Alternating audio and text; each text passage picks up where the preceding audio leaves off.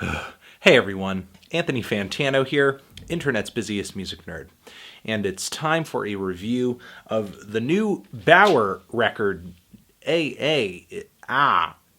A. New York producer and DJ who hit it big a few years ago with the viral explosion of his single Harlem Shake, Baauer. And while it is great that he had this song that sort of blew up out of nowhere, off the back of a very hearty internet meme, this kind of exposure is both a blessing and a curse. Plays, money, attention, tour dates, but also with Baauer's discography being kind of small, and he was not an incredibly well-known producer before the explosion of this track, he risks being kind of typecast as the sort of producer who comes up with these goofy, viral, kooky bangers, when he seems to be so much more.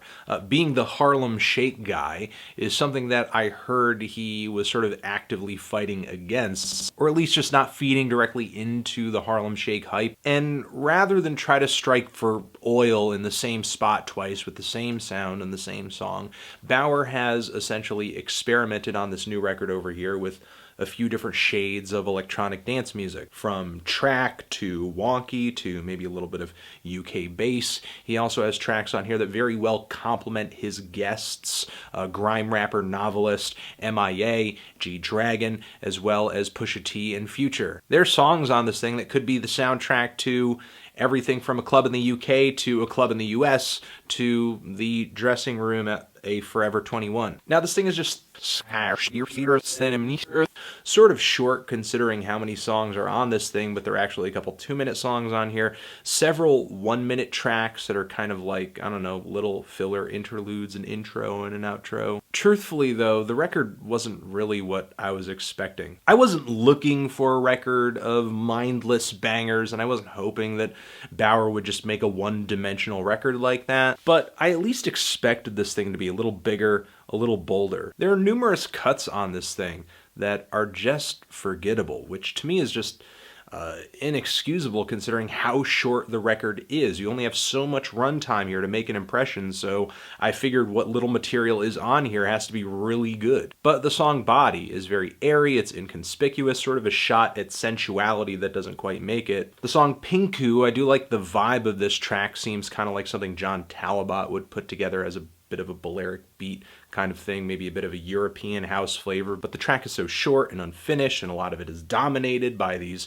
spoken word snippets in another language. It could be as filler. The song Way From Me is just way too sleepy, and then even some of the bangers on here are just painfully cliche and formulaic, like the song Make It Bang, where the vocal feature from TT, the artist, is so dominated by the beat that she barely even really leaves an impression on the track. The record isn't even really that cohesive either. Baauer jumps around from one sound to another and sort of forgets to craft his own sound in the process. The result is mixed results, but among these mixed results there are highlights and there are tracks that I could see him taking a particular sound here, I guess a kookier, heavier, punchier, more aggressive sound that seems sort of Harlem Shake-esque.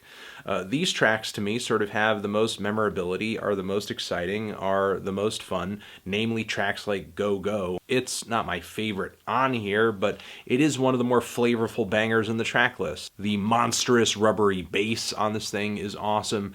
The off-beat synth leads beep, beep, beep, beep, beep, beep, beep, are really cool, and the skipping vocal samples throughout the track just continue to add up to how overwhelming it is. The song So as well is a track that is a banger, but it throws a few left hooks in here, like some really weird vocal samples from kids, which are sewn into this really clunky beat. Very sound rich, very textured, some weird, I don't know, organic, like rattling, just metallic percussion is worked into there. It's tracks like this that are some of my favorites on here. They're instrumental mostly, they have some weird sounds worked into there, they hit hard, they're visceral, they're punchy, and there's sort of an element of how'd he do it. He definitely put a lot of work into the sound craft of every little sonic element that went into this beat, and it shows. But I think the most inspired moments in the track listing here are when Baauer is paired up with his most top-notch vocal guests, like m.i.a. and G-Dragon on Temple, which features a beat that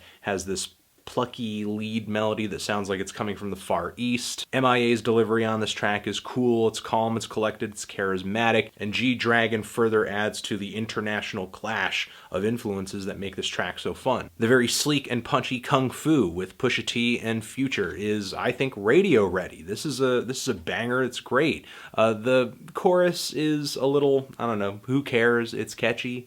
Pusha T's verses, for what he typically raps about, nothing all that new, but his delivery is on point. It's energetic, it matches the energy and the intensity of the instrumental. And the song Day Ones is easily one of my favorite tracks of this year. It's one of the songs that had me excited to listen to this record in the first place. I have a feeling that this project was just put together to sort of surround the larger, more successful, awesome singles in the track listing here, sort of give Baauer an excuse to tour because he'll have a project to tour behind, which again is totally fine. There's some super great highlights on this thing, but again, the overall project is so short of breath. There are so many tracks that feel semi-unfinished or just nowhere near as exciting or as inspired as the feature tracks on here. However, I hope a few tracks on here hit it bigger so that maybe with a future project, Baauer can work with more artists, because it seems like I said earlier, the biggest moments of inspiration on here are when he had vocalists and rappers to work with, really great vocalists and rappers to work with. And if he had that going for him for 10 tracks straight, 8 tracks straight with maybe a few great instrumentals, he'd have a solid project. Unfortunately, it seems like he didn't have as much vocal talent on this project over here, so he had to resort to dishing out a bunch of sort of subpar instrumentals that just weren't that spectacular. In its entirety, the project isn't bad. I think it's somewhat likable. There are just so many tracks here that pale in comparison to others, and there was just so much potential that wasn't fully capitalized on. That's all. I'm feeling a light to decent 6 on this thing. Transition.